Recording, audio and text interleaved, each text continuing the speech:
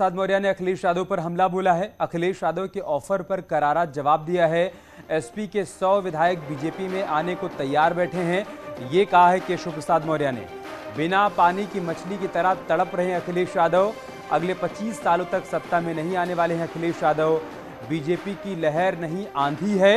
2024 के लोकसभा चुनाव में ऐतिहासिक जीत दर्ज करेगी भारतीय जनता पार्टी, इस बात का भी जिक्र किया केशव प्रसाद मौर्य ने, जिन्होंने अखिलेश यादव पर पलटवार करते हुए कहा है कि बिना पानी की मछली की तरह वो तड़प रहे हैं सत्ता में आने के लिए, लेकिन अगले 25 सालों तक सत्ता में उनकी कोई वापसी नहीं होने वाली है, इसके कोई आसार नहीं है। तो केशव प्रसाद मौर्य की तरफ से अखिलेश यादव के ऑफर पर करारा जवाब दिया गया है।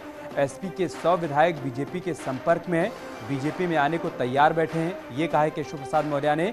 और बिना पानी की मछली की तरह तड़प रहे हैं अखिलेश यादव, लेकिन अगले 25 ये अपने किचन से ही क्लाउड किचन का कारोबार करते हैं। दिन में 4-5 घंटे ज्यादा काम करते हैं। हर महीने 1.5 से 2 लाख कमा लेते हैं। इनसे सीखना है तो फ्रीडम ऐप को अभी डाउनलोड कीजिए। सालों तक वो सत्ता में नहीं आने वाले हैं, क्योंकि बीजेपी की लहर नहीं आंधी है और 2024 के लोकसभा चुनाव में ऐतिहासिक जीत दर्ज करेगी भारतीय जनता पार्टी। समाजवादी पार्टी के प्रवक्ता अनुराग भदौरिया जी इस वक्त हमारे साथ जुड़ चुके हैं।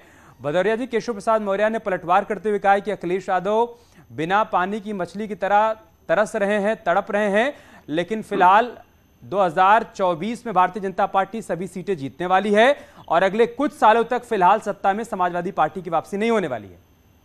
देखिए ये वो बात कहते हैं जो खुद ही अपना चुनाव नहीं जीत पाते। तो पहले उनसे तो ये बता दो, पहले प्रभु अपना एमएलए का चुनाव तो जीत लो, लोकसभा तो बाद में देखना। तो इसलिए ये वो लोग बात करते हैं जो अपना चुनाव तक नहीं जीत पाते। तो भारतीय जनता पार्टी के पास ऐसे ऐसे लोग हैं, माने ऐसे ऐसे वीर हैं, जिसको आप बयान वीर बोल दीजिए, कि जिनको यही नहीं पता है कि लोकसभा कितनी, अगर पूछ लिया जाए उनको कहाँ कहाँ है तो परेशान हो जाएंगे। वो अपनी लोकसभा में उनसे पूछ लिया जाए कि कितने विधायक आपकी लोकसभा में हैं अभी, तो वो कंफ्यूज हो जाएंगे। तो ऐसी बातें करने वालों से तब कोई मतलब नहीं होता ना। बयानवीर है, नाम ही उनका बयानवीर है। ठीक है, बीजेपी से राकेश त्रिपाठी भी हमारे साथ जुड़ गए, उनके पास जाऊंगा, लेकिन उससे पहले आपसे एक और सवाल। केशव प्रसाद मौर्य ने कहा है कि एसपी के 100 विधायक बीजेपी में आने को तैयार बैठे हैं। वो 5 विधायक का नाम तो बता नहीं पाएंगे।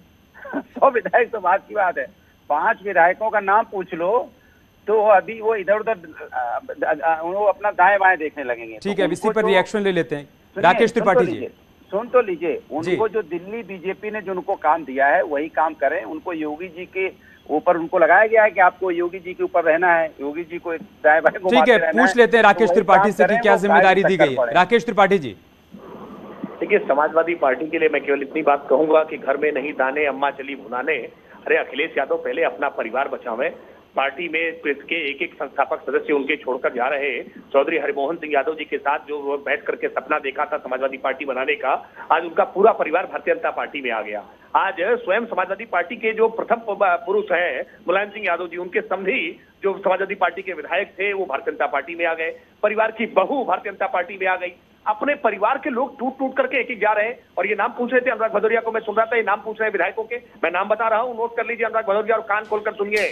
शिवपाल सिंह यादव समाजवादी पार्टी के सिंबल पर चुनाव लड़ कर आए और आज शिवपाल सिंह यादव समाजवादी पार्टी का हिस्सा रहने को तैयार नहीं है। आप भारतीय जनता पार्टी का एक विधायक नाम बताइए, मैं नाम बता रहा हूं। और शर्जील इस्लाम आपके एक विधायक, अभी आजकल उनकी भी चर्चाएं बहुत सब हो रही है, थोड़ा सा कैमरा लगवाइए उनके ऊपर। समाजवादी पार्टी के कई विधायकों के नाम मैं आपको बता सकता हूं, डिबेट के दौरान बता सकता हूं, और ये चुनौती देकर के कह रहा हूं कि एक नाम भारतीय जनता पार्टी का कोई बताइए कि कोई भारतीय जनता पार्टी का विधायक। आपकी चुनौती पर जवाब लेते हैं भदौरिया जी। देखिए, भारतीय जनता पार्टी के मैंने कहा 5 विधायक तो 2 पे आके सिमट गए, तो सोचिए क्या विधायक तोड़ेंगे। 5 विधायक उनकी बात कर रहे हैं जो वैसे जो 2 विधायक उनकी बात कर रहे हो, वैसे ही एक विधायक भारतीय जनता पार्टी के साथ वो अपना फोटो खिंचाते रहते हैं। आप तो 100 विधायक बता रहे थे, हमने 5 का ही नाम लिया, उसी में आपका पसीना छूट गया। तो ये भारतीय जनता पार्टी है जिसका खाली आए बाएं साएं बोलना है। 5 विधायकों का नाम ये नहीं बता सकते। 2 हो गए ना अनुराग भदौरिया जी, 2 तो नाम मान रहे हैं। मैं आपकी बात नहीं बोल रहा, आपके बीच में नहीं बुलाना। परेशान हो गए। अच्छा राकेश जी और भदौरिया जी, परेशान हो गए। राकेश जी और भदौरिया जी, आप दोनों से हमारा अनुरोध है, आप थोड़ी देर बने रहिए। एक बार सुनवा देते हैं दर्शकों को केशव प्रसाद मौर्य ने कहा क्या है, सुनिए। 100 विधायक लेकर आएंगे तो उनको सीएम बनाते हैं, इस पर क्या कहेंगे? देखिए, श्री अखिलेश यादव जी पानी से निकलने के बाद मछली को देखते हैं अपना तड़पती है। श्री अखिलेश यादव जी सत्ता के बिना तड़प रहे हैं। समाजवादी पार्टी समाप्तवादी हो गई है, वो समाप्त होने जा रही है। उनके 111 में से 100 विधायक स्वयं छोड़ करके सपा भाजपा के ओर आने के लिए तैयार बैठे हैं। अभी हमें तोड़ने की आवश्यकता नहीं है, हमारी सरकार मजबूती से चल रही है। पहला कार्यकाल चल गया, वो केशव प्रसाद के समर्थक नहीं है, वो भाजपा के विरोधी हैं, वो पिछड़ों के विरोधी हैं। वो इस प्रकार की बातें करके आपसे सवाल करवा करके मीडिया में चर्चा जरूर पा सकते हैं, लेकिन उनकी भावना कैसी है?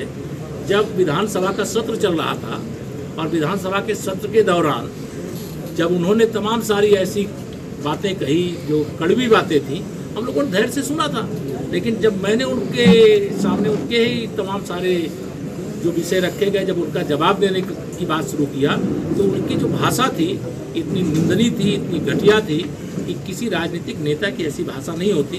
वो केशव प्रसाद के हितैषी नहीं है, वो केशव प्रसाद जैसे किसी भी पिछड़े वर्ग के किसी नेता को चाहते ही नहीं है कि कोई बड़ा बन पाओ। वह केवल फूट डालो और राज करो। अब उनकी ये मंशा 25 साल कम से कम नहीं पूरी हुई। भदौरिया जी, तमाम आरोपों के साथ साथ उनका एक आरोप यह भी है कि अखिलेश यादव पिछड़ा वर्ग विरोधी हैं। देखिए, वो दरअसल में खुद के विरोधी हैं केशव प्रसाद मौर्य जी। वो खुद का विरोध खुद ही करते रहते हैं। पहले अपनी पोजीशन तय कर लें कि उनकी बीजेपी में कहाँ है, वो दिल्ली की बीजेपी में है कि लखनऊ की बीजेपी में है। अब उनकी भाषा शैली से लगता है वो दिल्ली की बीजेपी में है। लखनऊ की बीजेपी तो उनको पूछती नहीं है, गाड़ी घोड़ा मिल गया है, अपना घूमते रहते हैं। और उनके पास काम क्या है? काम तो सरकार ने उन्हें कुछ दिया ही नहीं है। कोशिश करते रहते हैं कि दिल्ली की बीजेपी की तरफ से कुछ इशारा हो जाए, शायद कुछ मिल जाए। लेकिन वो चूंकि हारे हुए हैं, इसलिए अच्छी तरह से लखनऊ की बीजेपी जानती है कि उनको एजेंट के रूप में यहाँ पे रख दिया गया है, उनको कुछ मिलना तो है नहीं, इसलिए वो बयानवीर बन गए। अब उनके पास एक डिपार्टमेंट दे दिया गया है कि केशव जी सुबह उठिए, बयानवीर हो जाइए।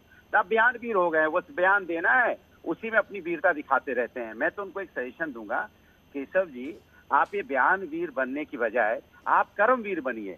कुछ काम कीजिए जनता के लिए। जनता ने आपको चुना भी है, आपको तो खैर चुना नहीं, सरकार को चुना है, तो सरकार के लिए कुछ काम कीजिए। महिला सम्मान के लिए काम कीजिए, बेरोजगारों के लिए काम कीजिए, जिस तरह से यहाँ पे महंगाई बढ़ी है उस पर काम कीजिए। काम कीजिए कैसे रोड राकेश त्रिपाठी जी के टूट जा रही है, भ्रष्टाचार को रोकिए यहाँ पे किस तरह से किडनैपिंग और मारकाट पड़ी हुई है, चोरी डकैती हत्या लूट मार चारों तरफ मची हुई है, किस तरह से पुलिस सिस्टम फेल हो रहा है। ठीक है भदौरिया जी, सुन लेते हैं कुछ कि आप जो बातें तो करना नहीं है, बोल रहे हैं, घूम रहे हैं। तो भारतीय जनता पार्टी जब तक अपने भदौरिया जी आप जो बातें बोल रहे हैं उस पर बीजेपी का क्या स्टैंड है, क्या जवाब है, सुन तो लीजिए त्रिपाठी जी। सुनिए, उनको 2024 में कुछ लोगों को लगातार अंदर बोलने की बीमारी होती है जो सुनते नहीं है। अच्छा वक्ता वो होता है जो अच्छा श्रोता होता है, और सुनना भी चाहिए, पढ़ना भी चाहिए। प्रवक्ताओं को विशेष तौर पर पढ़ना चाहिए। अगर पढ़ते होते तो अखबार की सुर्खियां पढ़ते। आज अखबार की सुर्खियां बता रही है, और उत्तर प्रदेश आज पूरे देश में बेरोजगारी के मामले में आज औसत उसका पूरे राष्ट्रीय औसत से भी कम हुआ है। आज उत्तर प्रदेश में रोजगार युवाओं को लुभाया काम कर लो, विधानसभा तो नहीं बचा पाए। भदौरिया जी एक एक करके देखिए, आप बोल रहे थे तो त्रिपाठी जी सुन रहे थे ना। अनुराग जी, अनुराग जी अनुरोध है आपसे। देखिए आप बोल रहे थे तो राकेश त्रिपाठी चुपचाप सुन रहे थे, वो बोल रहे थे आप सुनिए तो सही, तभी तो जवाब मिलेगा। मैं क्या करूं, मेरी बात पूरी खत्म नहीं, उसके बीच में आपने बोल दिया बोलिए बोलिए बोलिए। अरे मेरी बात तो खत्म हो जाए। अरे सर आप धारा प्रवाह बोले जा रहे हैं, आपको रोकना पड़ेगा ना सर। आपकी बात आगे, जवाब तो ले लीजिए। भदौरिया जी ऐसे मत करिए भाई। यहीं पे जीएसटी लगा दिया आपने, आटा चावल के दाम यहाँ पे बढ़ा दिए। तो ये बताइए कि आप खाने पीने के दाम पे जीएसटी लगा के यहाँ पे लोगों के जो एक तो रोजगार दे नहीं पा रहे, ऊपर से उनके जो 2 वक्त की रोटी खा रहे वो भी छीन लेना चाहते हो? आप ऐसी सरकार चलाना चाहते हो? आपकी चिंता समाजवादी है कि आपकी चिंता जनता होनी चाहिए? आप समाजवादियों की चिंता जितनी करते हो। अब हो गया सर, आगे आपका सवाल आ गया, अब जवाब तो ले लीजिए त्रिपाठी जी। जनता की फिक्र छोड़कर आप समाजवादी पार्टी को समाप्तवादी पार्टी में बनाने में लगे हुए हैं। समाजवादी की ज्यादा रहती है, तो आप समाजवादियों के घरों में झांकना कम कीजिए। ये ठीक नहीं है भदौरिया जी। देखिए हमने आपसे अनुरोध किया, आपने अपनी बात पूरी कर ली, उसके बावजूद आप सुनने को तैयार नहीं है। तकलीफ जी रही है उनको समय से बिजली, आपने कहा था 24 घंटे बिजली आएगी, कहाँ की बिजली? उत्तर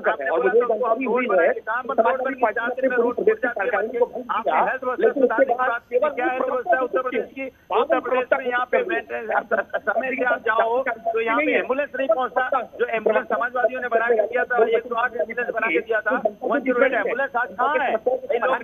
एम्बुलेंस तक नहीं मिल रहा है। किसी की एक भी बात दर्शकों को समझ में नहीं आ रही भदौरिया जी। आखिर उनकी तरफ से गंभीर आरोप लगाया गया है, कहा गया है कि 100 विधायक बीजेपी में आने को बेताब हैं। आपको जवाब उस पर देना चाहिए, लेकिन एक भी बात साफ साफ आ नहीं पाई। बहुत शुक्रिया आप दोनों का हमारे साथ जुड़ने के लिए।